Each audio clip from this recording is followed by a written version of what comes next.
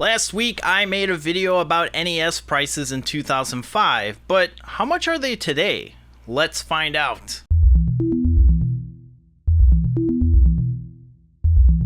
Welcome to Retronomics, the series that follows price trends in video games, and today we're taking a look at NES prices along with 26 individual games suggested by my subscribers. If you are new to the channel, here's how Retronomics works. I get all of my prices from PriceCharting.com, and I take a look at eBay listings to determine if the price will go up, down, or stay the same. All of the prices are for North American complete in box copies, and before we get into individual price trends, here are some overall NES price stats. Out of everything that PriceCharting.com has listed, i.e. systems, homebrew, or whatever, the prices rose on average $43 or 10% from last year, which is interesting since PlayStation 3 prices, which I charted in a different video, only rose about 4%. Obviously, there are some little issues that I'll get into in a little bit here, but out of 967 items listed on PriceCharting.com, 379 of them are $100 or more.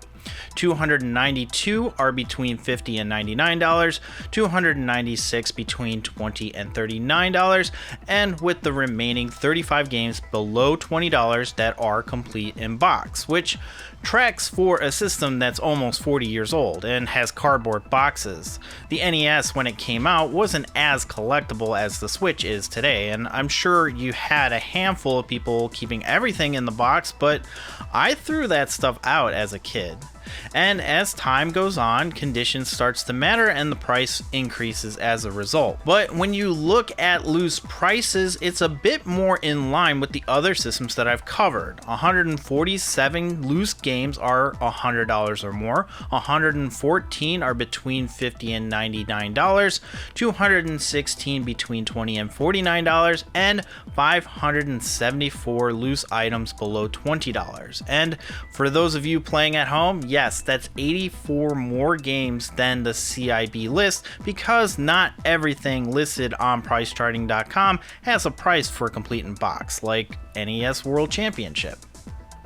And prices, when you compare the loose copies, they rose 4%, which tracks with the PlayStation 3 price increase. If you aren't interested in the cardboard, NES games are considerably cheaper loose, and they aren't rising as significantly as the complete in box copies. I know that there are some people that care, and I have been collecting some of my favorite games in complete in box form, but if you are here to just play the games, loose hasn't really been increasing that much. As far as the 27 items that I have asked you to track, I'll get into the individual price trends in just a second, but here's a summary of them. The most expensive game I tracked was Little Samson, and the cheapest was Star Tropics, and if you were to buy all of them at the current price charting price, it would come out to about $11,000 for only 27 items. On average, these prices rose less than 0.5% compared to this time last year, with the average price change being a drop of $46 on average. And the sales per week are about 1.5, with a lot of these games only selling once a month. So take that into account when I go over these prices, which happens right now. The NES Action Pack is one of the more common NES sets to get, and the sales per week reflects that if you really must have an NES in the box, especially since the price has risen almost 50% over the past year. But it is cooling off since its peak in July, so I'd wait a bit longer, but honestly you could probably find an empty box for significantly cheaper if you put feelers out. Mega Man 5 is the second most expensive complete in box Mega Man and the most expensive loose, mainly because Mega Man 6 is published by Nintendo, not Capcom, but it's always been considered the rarest of the Mega Mans for the NES since at least 2005. While the price has been dropping over the past couple of months, it is still difficult to find one for the price charting price listed, so wait this one out. Bucky O'Hare is expensive, but it's also one of the more expensive loose games, so it kind of makes sense. But there aren't that many sales of complete in-box versions to get a very accurate version of the price trend, but low sales typically mean that you could afford to wait for one of the many sellers to get nervous and drop their price, which looks like some of them did because there are a couple in great condition for under the price charting price. Solomon's Key is a puzzle game that's pretty fun if you're into that type of genre. It's pretty inexpensive compared to the other games on this list, but there aren't too many available copies complete in box, so maybe when you see a price you're comfortable with, pull the trigger. Now, Fire and Ice is an expensive puzzle game, and it has been for a long time, mostly because it's one of the last NES games made. Also, it's highly addictive. It says so right on the box. If you're wondering what this game is about, well, if you've played Solomon's Key, this is the sequel. Yeah, it turns out that Solomon's Key doesn't have that much of a punch as Fire and Ice. But if you don't like puzzle games, this is a pretty penny, and they don't show up very often. So maybe save up and play it on the Switch Online service in the meantime. Felix the Cat is one of my favorite NES games, and not just because it's fun, but because they managed to resurrect a 70-year-old property in 1990 and have it sell decent enough to the point where a game would be made for it. Then again, we did get a Three Stooges game, and that show was canceled long before the NES came out, so buy now or wait because it is still a pretty expensive game. Little Samson is the most expensive game on this list, and it's probably the most expensive game I've forecasted on the channel, but it still manages to sell at least once a month, and it keeps its value despite being almost $1,000 less than it was last year. Honestly, if you can afford a CIB copy, or even a loose one for that matter, you might as well buy it now because it doesn't look like the bottom will fall out anytime soon, if at all. Gaiden II doesn't seem so expensive in comparison, now does it? Despite increasing almost 40% from last year, Ninja Gaiden 2 is still a pretty good deal and manages to sell about 2 copies every week instead of once a month like the other games on this list. The artwork is cool, the game is difficult but it's a lot of fun, and it's probably cheaper because Ninja Gaiden hasn't had a mainline entry in 10 years, and even with the re-release of the newer ones, it doesn't seem to have moved the needle on the originals, so I'd buy now or wait. Zelda 2 Adventure of Link is the black sheep of the Zelda franchise, but it's got a banging soundtrack, and a lot of elements introduced in this game are now staples of the series. I would consider picking it up now rather than later if you're at all interested in collecting complete in-box Zelda games, especially since there doesn't appear to be too many non-player choice versions currently for sale. Mike Tyson's Punch-Out has dropped a bit since last year, but a lot of sold listings are without the letters, so whether or not that matters to you as a collector is up to you, but personally, if I'm going to spend a decent amount of money on a complete copy, it better be complete. But hey, if the ones missing the letter bring the price down, maybe those with the letters sitting at almost double the price will come down as well. Super Mario 3 is pretty inexpensive compared to the rest of the games on this list, but it is one of the best selling games of all time. And this is the price with the bros on the right of Mario's hand instead of on the left. The left bros is considerably more expensive. It doesn't change the gameplay, but it looks different on the box, so that's almost 3 times as much. I don't really know how rare the left bros is, but if you're just a regular right bros guy like me, this isn't a bad price, so buy now or wait. Contra is another classic NES game, and it's the first of the series. While it's dropped in price about 10% since last year, it's still pretty pricey. I don't think that it'll rise dramatically in price in the next 6 months, but because it's popular, it will retain its price from here on out, so buy when you see a great price. Bobble is a port of the arcade classic, and honestly a lot of people, myself included, associate this game with the NES. But the good news is that it's not a very expensive game in the grand scheme of things. The game has remained relatively unchanged over the past couple of decades, which is probably why it's not as popular of a franchise for collectors who exclusively collect CIB copies. Rainbow Islands is a sequel to Bobble. Yes, there is Bobble lore, but that's a different video. Rainbow Islands is dramatically different in gameplay from Bobble, but it's still a fun arcade-style NES game.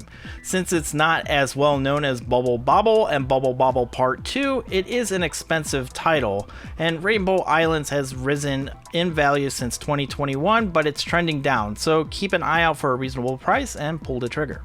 Bad news, baseball is my favorite baseball game of all time. It's got a changeable roster, but it retains its arcade feel with little cutscenes for home runs and calls at the plate. It's based on Japanese baseball rules, which mean that they don't really have extra innings that could go on forever. The price has remained consistent since the beginning of the year, so I suggest picking up a nice copy if you find it at a good price. Krion Conquest is similar in style to Mega Man and originally supposed to be based off of the Wizard of Oz anime that came out in 1986. It's a quirky hidden gem, so the price of a complete copy has risen over the past couple of years, but it's not like this game has been cheap up until now. I would probably make this one a priority and buy now rather than later. Power Blade is pricey because it's published by Taito, who published some of the more expensive games like Little Samson. It also helps that the game is a fun platformer with a futuristic concept. The price hasn't fluctuated wildly, so if you find a price that you're comfortable with, pull the trigger. Dragon Warrior 3 is now Dragon Quest, which is still a strong franchise to this day.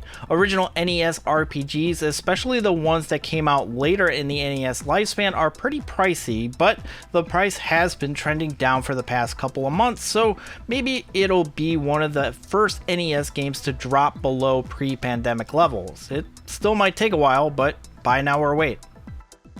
Metal Storm wasn't really affected by the reprint, although I guess you could argue that the reprint is technically the imported version. Regardless, Metal Storm remains one of the most expensive loose and complete in-box NES games, although it's down from its all-time high in February, so it might be a good idea to pick one up. Batman Return of the Joker is a great NES game and also a part of the most popular IPs of all time, so it'll retain its value. One thing that I've noticed while covering prices is that popular comic book characters tend to also drive their video game counterparts. While it hasn't been extreme as the other cases, the prices rise steadily and fall steadily over the past 3 years, so buy now or wait. Swamp Thing, on the other hand, was not steady over the past 3 years. It had a massive spike in October of last year, but it has been trending down ever since. The only problem is that the game is one of the rarer NES games, so there aren't many copies available to really gauge if the price will continue to drop, but it seems like there aren't a lot of people rushing to scoop up this game, so wait a bit until you find a reasonable price.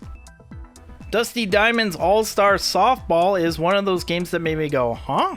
That exists. Flew under the radar for me, but it makes sense since it was published by Broderbond, which didn't really have a substantial presence outside of Carmen Sandiego. Looks like fun, and depending on the condition you're interested in, you could snag one for a good deal. I'd probably wait to see if you can find one you like, because I don't think that this will spike anytime soon. Snow Brothers is one of the rarest games for the NES, and the price reflects that. It's part of the golden age of Capcom, and it's a pretty good game.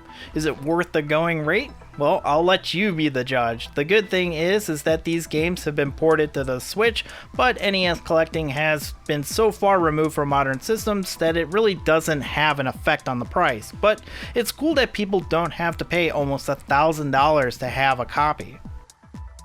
The Magic of Scheherazade is an RPG that combines action and turn-based battle mechanics. The game is relatively inexpensive because of the lack of coverage of this game and its obscure name. The game isn't perfect, but if you're looking for an unconventional game to add to your NES collection, you can't go wrong for the price. Crystalis is another RPG that had a lot of coverage when it first came out, but as other franchises have grown, Crystalis kind of fell to the wayside, but that's good for you if you're looking for an inexpensive, complete in-box game for the NES, so buy now or wait. Star Tropics is a game that you can tell who has played it all the way through and who has just only played the first level based on how much they like it. This game is tough, but a unique Nintendo IP that I kind of wish that they would remake with better gameplay. The price of this game is all over the place, but mainly because it's missing the letter or the letter is used. An unused letter that's still attached to the manual is a rarity nowadays, but honestly, I would just get one with an unused letter that's detached because that's still reasonably priced.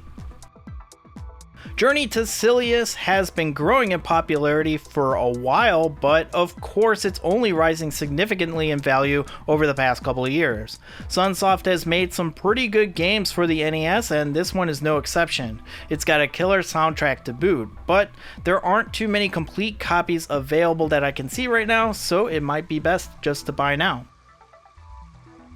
Thanks for making it to the end of the video. If you like this video, give it a like and share it with those who might find it interesting. If you're new here and like this type of content, consider subscribing for more. You can find me on all of the social medias at Nicktendo. Thanks so much for watching. I'm Nick, and I'll see you next time.